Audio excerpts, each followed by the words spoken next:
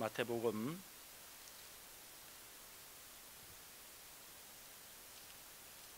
26장 36절부터 46절까지 있는 말씀을 기도하겠습니다. 이에 예수께서 제자들과 함께 게셈마네라 하는 곳에 이르러 제자들에게 이르시되 내가 저기 가서 기도할 동안에 너희는 여기 앉아 있으라 하시고,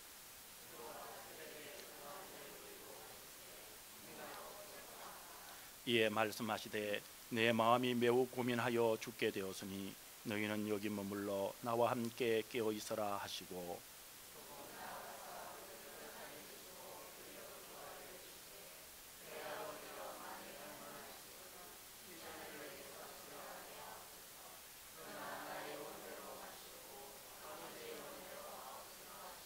제자들에게 오사 그 자는 것을 보시고 베드로에게 말씀하시되 너희가 나와 함께 한 시간도 이렇게 깨어 기도할 수 없더냐.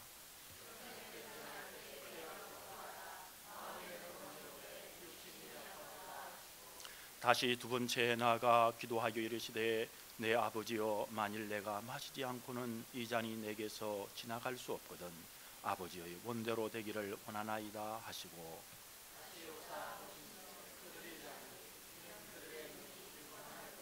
또 그들을 두시고 나아가사 세 번째 같은 말씀으로 기도하신 후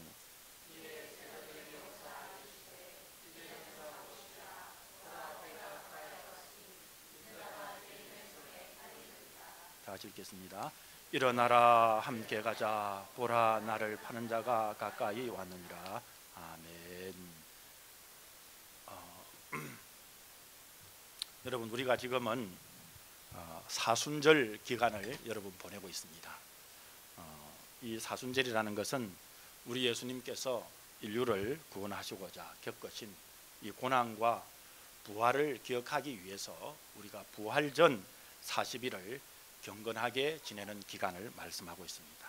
특별히 이 사순절 기간에는 예수님께서 우리를 구속하기 위하셔서 순환당하신 이 십자가 사건에 담긴 이 의미를, 우리가 흔히 이것을 구속사적 의미라 그러는데요, 이 의미를 살펴보고 또 회개하고 또 각성도하고 또 절제하는 시간을 갖는 기간을 사순절이라 우리는 이렇게 부릅니다. 이 사순절 기간에 저는 우리 성도님들이 신앙생활에 있어서 이 두 가지 핵심을 꼭 알고 실천하면 좋겠습니다. 그러면 신앙생활의 두 가지 핵심 요소는 무엇입니까? 그것은 바로 말씀과 기도라고 가르쳐주고 있습니다. 이 말씀과 기도, 이 신앙의 핵심은 우리가 만들어낸 것이 아니라 우리 주님께서 친히 공생의 기간 동안에 우리에게 직접 신앙생활로 모범을 보여주신 것입니다. 우리 주 예수님의 공생의 기간을 보면 우리 성도님도 잘 아시겠지만은 아침부터 밤늦게까지 쉬지 않으시고 쫄깃하게 어떻게 하셨어요? 말씀을 가르쳐 주셨습니다. 왜냐하면 말씀을 주님의 제자들이 알아야 했고 말씀을 주님을 따르는 무리들이 알아야 했기 때문인 것입니다. 그러는 가운데 많은 무리들이 나올 때에 고쳐주시기도 하고 질병을 또 고쳐주시고 또 귀신도 쫓아내시며 그 가운데 가장 핵심이 말씀으로 제자 양성에 말씀으로 군중들에게 전파를 하셨습니다. 사복음서를 보면 육신으로 오신 우리 예수님께서는 이 땅에 능력 있는 사명을 감당하셨잖아요. 우리 주님께서 이 땅에 올 때 신으로, 여러분 눈에 안 보인 신으로 오신 것이 아니라 우리 예수님께서는 육신으로 오신 우리 주님이십니다. 그런데 우리 주님께서 육신으로 오셨지만은 감당하는 모든 일들을 능력 있게 감당을 하셨습니다. 죽은 자도 살리신 것을 여러분 아시지요? 여러분 자연도 잔잔케 하시고 부리신 것을 아시죠? 귀신들도 군대가 올 때에 예수님 한마디에 이 귀신 군대들이 물러 떠났습니다. 여러분, 우리 예수님의 이 비결이 바로 우리 예수님의 공생애를 보게 되면 그 비결이 바로 기도라는 것을 말씀하고 있습니다. 예수님이 새벽 미명에 일찍 일어나셔서 한적한 곳에 가서 기도하셨고 틈만 나면 산에 올라가서 기도하셨고, 예수님은 십자가에 달리시는 그 고통스러운 상태에서도 우리 예수님은 십자가상에서 기도하셨습니다. 그리고 오늘 본문에 보게 되면 십자가를 앞에 두고 있는 오늘 이 시점에 있어서도 겟세마네 동산에서 나아가서 땀이 피가 되듯이 우리 예수님께서는 기도하셨습니다. 이 피땀 흘린 기도의 싸움은 다름이 아닌 자기의 뜻을 아버지 하나님 앞에 복종시키는 자기와의 투쟁이었음을 말씀하고 있습니다. 예수님은 이 겟세마네 기도를 통해서 고난의 십자가를 질 수 있는 영역을 덧입게 되고 인류 구속을 넉넉히 감당할 수 있었습니다. 그런데 이때에 제자들은 여러분 무엇을 하고 있었습니까? 오늘 본문 40절 41절에서 이렇게 말씀하고 있습니다. 우리 40절 41절을 같이 읽겠습니다. 제자들에게 오사 그 자는 것을 보시고 베드로에게 말씀하시되 너희가 나와 함께 한 시간도 이렇게 깨어 있을 수 없더냐. 시험에 들지 않게 깨어 있어서 기도하라. 마음에는 원이로되 육신이 약하도다 하시고. 여러분 무슨 말씀을 하시고 계시는 겁니까? 여러분 이 말씀은 우리도 깨어 기도하지 않으면 안 된다라는 사실을 말씀합니다. 사랑하는 성도 여러분, 예수님은 하나님의 아들이시기 전에 죄가 없으신 분입니다. 그럼에도 불구하고 예수님께서 이처럼 겟세마네 동산에서 밤새워 기도하셨는데, 여러분 우리가 기도하지 않으면 여러분 안 되는 것이지요. 여러분 그렇습니다. 기도 없이는 우리가 제대로 사랑할 수 없습니다. 기도 없이는 부부로도 참으로 사랑할 수가 없고, 기도 없이는 우리 자녀들을 믿음으로 길러낼 수도 없습니다. 기도 없이는 하나님의 교회를 섬기되 기쁨으로 섬길 수가 없습니다. 기도 없이는 사업을 성공적으로 이끌어갈 수도 없고, 기도 없이는 복음을 전할 수도, 이 귀한 복음을 전할 수도 없는 것입니다. 기도 없이는 여러분 두려움 때문에 한 발자국도 나갈 수가 없는 것입니다. 기도 없이는 이 땅을 하나님의 역사하시는 땅으로 우리 주님께서 우리를 사용하신다고 말씀하시는데, 그 사용함을 받기에는 기도 없이는 안 되는 것입니다. 여러분, 그러면 오늘 본문 말씀에서 신앙생활의 핵심인 이 기도에 대하여 우리 주님께서 무엇이라고 말씀하고 있습니까? 첫째, 오늘 말씀에 보면 하나님의 뜻을 이루기 위해서 깨어서 기도해야 한다고 말씀하고 있습니다. 39절에서 이렇게 말씀하고 있습니다. 우리 다 같이 39절 다 같이 한번 읽겠습니다. 조금 나아가사 얼굴을 땅에 대시고 엎드려 기도하여 가라사대 내 아버지여, 만일 할만하시거든 이 잔을 내게서 지나가게 하옵소서. 그러나 나의 원대로 마옵시고 아버지의 원대로 하옵소서 하시고. 그런데 이 본문에서 여러분 우리가 주목할 것은 내 아버지여 라는 말씀인 것입니다. 이는 예수님께서 하나님 아버지에 대한 깊은 사랑과 신뢰심을 가지고 계시기에 내 아버지여 라고 부르고 있는 것입니다. 여러분 우리는 힘들고 답답하고 외로운 상황에 처하게 되면 여러분 주님을 잘 섬기는데도 불구하고 우리가 그렇게 되면 어떤 마음이 들던가요? 때로는 하나님께 섭섭한 마음을 품게 되기도 했지요. 또 때로는 하나님이 사랑하시면, 우리를 사랑하시면, 나를 사랑하시면 이렇게 하나, 이렇게 의심하기도 했습니다. 하나님 왜 나에게 이런 고통을 주십니까? 왜 나를 이렇게 괴롭게 하십니까? 하나님의 종인 나의 얼굴을 이렇게 들지 못하게 하십니까? 하며 하나님을 때로는 원망하기도 합니다. 그러나 예수님은 심히 춥고 고민되는 이런 상황 가운데서도 하나님의 사랑을 의심치 않으십니다. 하나님을 내 아버지라 부르시며 전폭적으로 신뢰하고 계십니다. 그래서 예수님은 그러나 나의 원대로 마옵시고 아버지의 원대로 하옵소서라고 기도하셨습니다. 여러분 여기서 너무나도 중요한 한 글자를 보게 됩니다.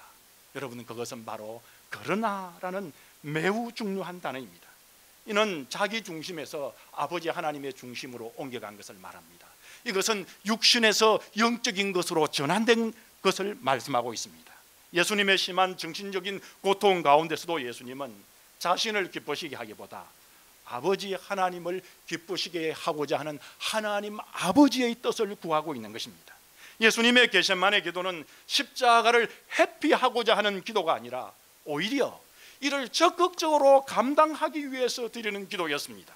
예수님의 겟세마네 기도는 자신의 뜻을 하나님의 아버지의 뜻에 쳐서 복종시킴으로써 적극적으로 아버지 하나님의 뜻을 이루어주고자 하시는 영적인 투쟁이 담겨 있는 기도였습니다. 여러분, 그렇습니다. 기도란 자기의 뜻을 하나님의 뜻에 복종시키는 것입니다. 그런데 일반적으로 사람들은 이렇게 기도하지 않습니다. 사람들은 하나님의 뜻보다 자기의 뜻을 앞세우고 자기 뜻이 이루어지기를 소원을 합니다. 아버지의 원대로 마옵시고 나의 원대로 되기를 원하나이다. 일반적으로 보통 이렇게 기도를 합니다. 여러분, 나의 소원을 한번 들여다보시기를 바랍니다. 때로 우리들의 소원이 무언가를 여러분 한번 보시기 바랍니다. 여러분, 얼마나 우리의 소원이 좁고 편협한지요.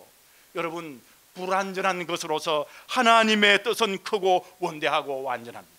나의 뜻은 불완전하지만, 내 생각은 불완전할 수 있지만, 여러분, 오늘 내가 이런 기도 제목을 내었다가 1년 후에 여러분 생각해 보십시오. 내 기도 제목이 정말 들어졌으면 섬뜩한 일이 생기지 않겠습니까? 때또 우리가 어릴 때에, 여러분 아주 어릴 때, 철이 없을 때 때때로 우리가 어떤 기도도 했습니까? 하나님, 우리 아버지 엄마가 나를 때리는데 우리 아버지 엄마 없으면 좋겠습니다. 이렇게 여러분 어릴 때에 철없이 여러분 혹시 기도한 적이 없습니까? 저는 아주 어릴 때 말입니다. 하나님, 엄마 아버지가 때로 나에게 이런 저런 이야기를 많이 하는데 이야기 좀 안 해줬으면 좋겠습니다. 이렇게 저도 기도할 때가 있었어요. 그런데 그런 기도를 하나님 들으시면 어찌할 뻔했을까? 철이 들고 나면 깜짝 제가 놀랄 때가 있습니다. 여러분, 어린 아이 때뿐입니까? 지금 우리는 어떻습니까? 나의 소원을 아뢰지만은 얼마나 불완전하고 편협한 것이 얼마나 많습니까? 여러분, 그러나 우리 아버지 하나님의 놀라운 뜻은 원대하고 완전하신, 여러분, 우리가 정말 하나님의 뜻대로 살아가야 됨을 우리가 깨달지 않습니까? 그러므로 우리도 예수님처럼 깨어서 기도하되 하나님의 뜻을 구하는 기도를 드려야 하는 것입니다. 우리는 사순절 기간 동안에 예수님처럼 하나님의 뜻을 이루기 위해서 여러분 기도해야 합니다. 하나님 아버지, 나는 내일 일어난 일도 잘 모릅니다. 지금 내가 하는 것은 완전하지 못합니다. 그러기에 하나님께서 원하시는 뜻이 무엇입니까? 하나님, 나의 일터와 나의 인생에 어떤 뜻을 가지고 계시는지 하나님 나에게 알려주십시오. 나에게 말씀해 주십시오. 여러분, 이렇게 하나님 뜻대로 구할 때에 하나님께서 기뻐하시고 완전한 기도로 우리를 받아주실 줄 믿습니다. 그래서 사도 바울은 로마서 12장 2절에서 너희는 이 시대를 본받지 말고 오직 마음을 새롭게 함으로 변화를 받아 하나님의 선하시고 기뻐하시고 온전한 뜻이 무엇인지 분별하도록 하라 말씀을 했습니다. 우리는 하나님 앞에 무릎을 꿇고 기도해야 하는 것입니다. 주님, 지금 내가 가는 길이 옳은 길입니까? 지금 내가 생각하는 이 생각이 옳은 생각입니까? 주님, 내가 이렇게 사람들에게 이야기하는 것이 정말로 하나님의 뜻입니까? 여러분, 이렇게 묻고 하나님의 인도를 받아야 하는 것입니다.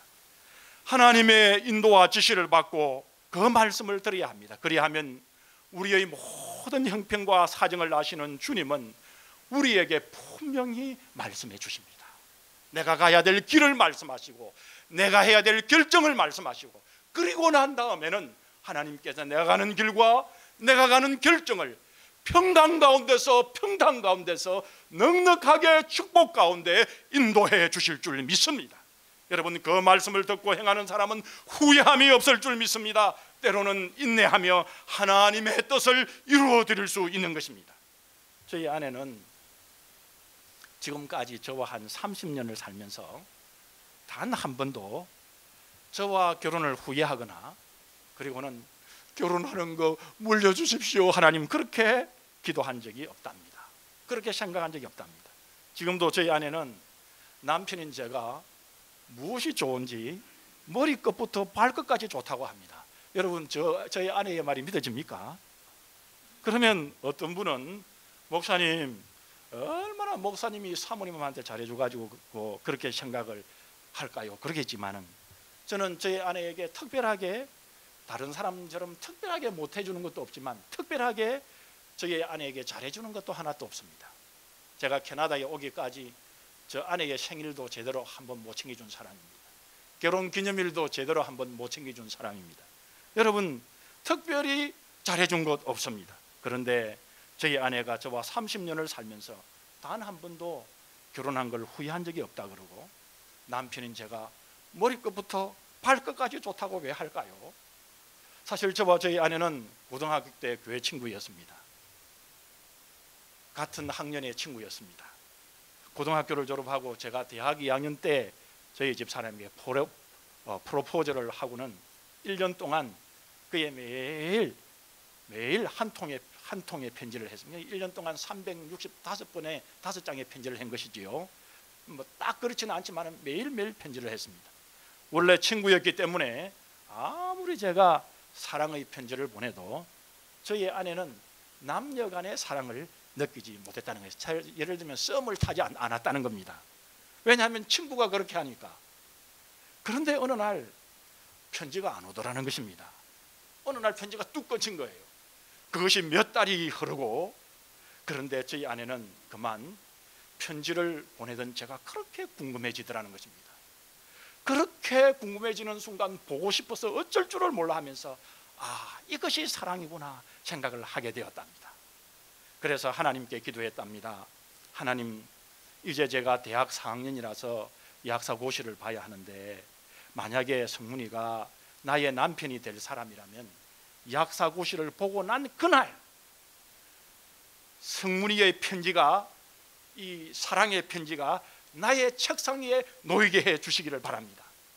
그러면 나의 남편감으로 알고 하나님이 주신 나의 남편감이라 알고 결혼하겠습니다. 그런데 말입니다, 제가 다시 편지를 쓴 것 같아요. 그 편지를 다시 쓴 그 편지가 저희 아내가 약사고시를 보고 난 바로 그날 집에 돌아와 보니까 우체부를 통해 가지고 그 시간이 어떻게 그렇게 됐을까요? 딱 배달되어서 저희 집사람 책상 위에 있었다는 것입니다. 저희 아내는 기도하면서 결혼할 남편이 누구인지 하나님께로부터 받은 것이죠. 하나님이 짝지어 주신 것임을 믿으니까 그래서 평생 후회가 없었던 것입니다. 여러분, 제가 하나님 때문에 덕본 사람입니다. 기도 때문에 제가 덕본 사람이에요. 앞으로도 저희 아내는 어떤 일 가운데서도 저희 아내로서, 그리고는 사모로서 후회하지 않고 인내하면서 감사하면서 감당하리라 믿습니다. 왜냐하면 기도하는 가운데 하나님의 뜻으로 받았기 때문입니다. 저 뒤에 앉아있는 차사모 그렇지요? 예, 감사합니다. 아멘 해주서. 지금 노멘 했으면 어떨 뻔했게 했습니까? 다 설교 이렇게 한 것이 다 잘못되겠죠. 누구든지 하나님 앞에 무릎을 꿇고 하나님의 뜻을 묻고 기도하면 하나님께서 말씀해 주시고 그 말씀대로 하나님의 뜻대로 하면 어려움이 있다 할지라도, 여러분 혼란하다 할지라도, 여러분 힘든다 할지라도 후회하지 않고 인내하면서 감사하면서 평생 동안 하나님의 뜻을 이룰 줄 믿습니다. 여러분, 하나님의 뜻을 구하는 우리 성도님들 되시기를 바랍니다. 반드시 응답하시고 반드시 그 길을 가게 하시고 반드시 감사하면서 하나님의 뜻을 이룰 줄 믿습니다. 여러분, 신앙생활의 핵심인 이 기도를 우리는 왜 해야 합니까? 그것은 바로 시험을 이기기 위해서 깨어서 기도해야 하는 것입니다. 40절 41절에 우리 한 번 더 다 같이 읽겠습니다. 제자들에게 오사 그 자는 것을 보시고 베드로에게 말씀하시되 너희가 나와 함께 1시간 동안도 이렇게 깨어 있을 수 없더냐. 시험에 들지 않게 깨어 있어 기도하라. 마음에는 원이로되 육신이 약하도다 하시고. 여러분, 예수님께서 하나님의 뜻을 위해 기도하신 후에 제자들에게 오셨는데 제자들은 무엇을 하고 있죠? 제자들은 쿨쿨 자고 있었습니다. 예수님께서는 마땅히 기도해야 될 베드로가 기도하지 않고 잠자는 것을 보시고 너무나도 안타까우셔서 1시간 동안도 깨어서 기도할 수 없더냐, 그렇게 책망을 하셨습니다. 그런데 주님께서 이 베드로에게 책망하시면 베드로가 미워서 책망한 것이 아니라 주님은 베드로를 사랑하시기 때문에 이런 말씀을 하신 것입니다. 그런데 여러분 주목할 것은 베드로의 이런 말씀은 바로 나에게 하시고자 하시는 말씀임을 우리 성도님들은 아셔야 합니다. 왜냐하면 우리도 깨어있어 기도하지 아니하면 시험에 들 수밖에 없기 때문입니다. 여러분 바울은 이 로마의 악한 왕들이 몇 명 있는데요, 이 네로 황제가 너무나도 악한 황제였지 않습니까? 그때에 이 바울 사도가 신앙생활을 하던 때였습니다. 그래서 그때에 신앙생활을 하던 로마의 성도들을 향하여 로마서 13장 11절에서 이렇게 말씀하셨습니다. 또한 너희가 이 시기를 알거니와 자다가 깰 때가 벌써 되었으니 이는 이제 우리의 구원이 처음 믿을 때보다 가까웠음이니라 말씀하고 있습니다. 여러분 우리가 조금만 영안을 열고 성령님께서 인도하시는 대로 우리의 눈을 뜨게 되면 이 세대가 얼마나 악한 시대입니까? 얼마나 악한 시대인지 요즘은 뉴스를 제대로 볼 수도 없는 지경에 이렇습니다. 이때 여러분 우리가 정말 자다가 깰 때입니다. 그런데 우리는 깨어서 기도하지 못하고 깊은 잠을 잘 때가 너무너무 많이 있습니다. 마침 냄비 속에 서서히 뜨거운 물에 익어 죽어가는 개구리처럼 이 시대가 갈수록 신앙의 잠을 점점 이 시대가 신앙의 잠을 점점 자게도 만듭니다. 그렇기 때문에 우리도 본문 41절의 말씀에 베드로에게 주시는 말씀을 성령님께서 나에게 주시는 음성으로 드려야만 합니다. 시몬아 자느냐 내가 한 시간도 깨어 있을 수 없더냐. 이 말씀을 시몬 베드로에게 주시는 말씀으로만 듣지 말고 그 앞에 여러분의 이름을 한번 넣어 보시기 바랍니다. 성문아 자느냐 네가 한 시간도 깨어 있을 수 없더냐. 누구야 자느냐 네가 한 시간도 깨어 있을 수 없더냐. 시험에 들지 않도록 깨어 있어 기도하라. 마음은 원이로되 육신이 약하도다. 여러분 우리는 깨어 있어 기도하지 아니하면요 사단의 시험을 받을 수밖에 없어요. 사단은 우리를 잘 압니다. 잘 알 뿐만 아니라 사단은 우리보다 강하고 강교합니다. 사단의 시험은 유혹으로 다가오기도 합니다. 여러분 이 세상의 유혹은 얼마나 달콤하고 힘이 있는지요 우리의 힘과 우리의 지혜로서는 이길 수 없습니다. 베드로전서 5장 8절에 보면 사단은 이렇게 말씀합니다. 우는 사자와 같이 두루다니며 삼킬차를 찾는다고 말씀하고 있습니다. 여러분 사단에게 이 사자에게 이길 동물이 어디 있습니까? 이 사자가 배고파서 아무나 목표만 겨누기만 하면 잡아먹을 수 있는 동물인 것입니다. 마침 사탄이 그렇다는 것입니다. 우리가 깨어 기도하지 아니하면 자신도 모르게 사단의 시험에 들습니다. 영적 분별력과 영적 힘을 상실하게 됩니다. 그렇게 되면 사단의 밥이 되고 마는 것입니다. 왜냐하면 우리의 육신이 약하기 때문입니다. 마음은 온유로되 육신이 약하다라는 이 말씀은 육신이 약하기 때문에 어쩔 수 없다는 말씀이 아니죠. 육신이 약하기 때문에 뭐라고 말씀합니까? 더욱 깨어 기도할 것을 말씀하고 있는 것입니다. 우리들은 육신적으로 약한 본성을 갖고 있기 때문에 깨어서 기도하지 아니하면 시험에 들지 않을 수가 없는 것입니다. 사랑하는 성도 여러분, 시험은 믿음이 약한 사람에게만 시험이 오는 것이 아닙니다. 믿음이 좋은 사람에게도 시험이 오는 것이지요. 여러분 그렇지 않아요? 그렇기 때문에 누가 시험을 당하거든 믿음이 약해져서 시험이 오는구나 생각하지 마십시오. 건강한 사람에게도 오고 병든 사람에게도 옵니다. 부자에게도 오고 가난한 사람에게도 시험이 옵니다. 믿음이 강해 보이는 것 같은 사람에게도 시험이 오게 되는 것입니다. 여러분 건강하고 모든 일이 잘 돼가면 여러분 우리의 믿음 생활이 때로는 나태해지지요. 바로 그때 믿음의 시련이 닥치는 것입니다. 시험으로 우리의 약점을 파고드는 것입니다. 가난하게 되면 돈 버는 일 때문에 믿음의 생활이 힘들어집니다. 그 약점을 통해서 사단이 시험으로 들어오는 것입니다. 사업이 너무 잘 되어도 우리는 조심해야 됩니다. 시험이 올 수 있습니다. 교만해서 하나님을 잊어버리기 쉬운 때에 사탄이 그만 쑥 들어오는 것입니다. 하여튼 누구에게나 어떤 상황이거나 시험은 오는 것입니다. 그런데 시험은 오지만은 시험에 들면 안 됩니다. 시험에 든다는 것은 시험에 빠진다는 것이고, 시험에 떨어진다는 것이고, 유혹의 덫에 걸려 그만 넘어져 버린다는 것입니다. 시험이 와도 시험에 들면 안 됩니다. 시험이 와도 넘어지면 안 됩니다. 그런데 만약 깨어서 기도하지 못하면 어떻게 될까요? 그렇게 강했던 베드로가 주님을 세 번이나 모른다고 부인하는 자리에 이르게 됩니다. 결국 주님을 버리고 도망하지 않았습니까? 그러나 우리가 깨어서 기도할 때는 시험을 물리칠 수 있는 것입니다. 여러분, 신앙의 어떤 분은 이것을 찬바람에 비유하더라고요. 여러분, 찬바람이 불면 어떤 사람들은 아이고 추워 추워 하고 그리고 쑥 안으로 들어갑니다. 또 어떤 사람은 찬바람이 불면 어떤 사람은 오 시원하다, 찬바람이 분다고 하면서 그만 시원하게 그 바람을 맞습니다. 찬바람이 분다고 감기에 다 걸리는 것이 아닙니다. 여러분, 어떤 사람에게 감기가 옵니까? 몸이 약한 사람이 감기에 걸립니다.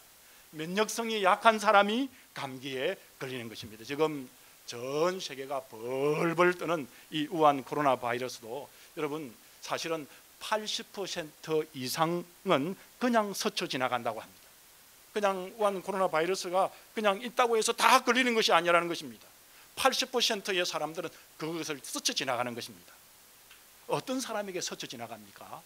건강해서 면역성이 강한 사람들한테는, 여러분 나이가 40이라고 50이라고 안 오는 것이 아니라, 나이가 20이라고 하는 것이 아니라 면역성이 약한 사람한테는 그것이 찰싹 잘 달라붙는 것입니다.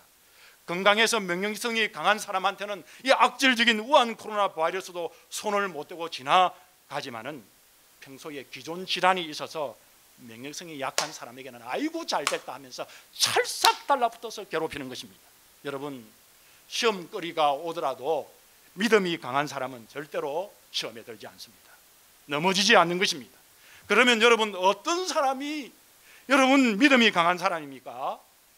오늘 주님께서 우리에게 가르쳐 주지 않습니까? 기도하는 사람입니다. 늘 기도하는 사람은 시험이 와도 걸려서 넘어지지 않습니다.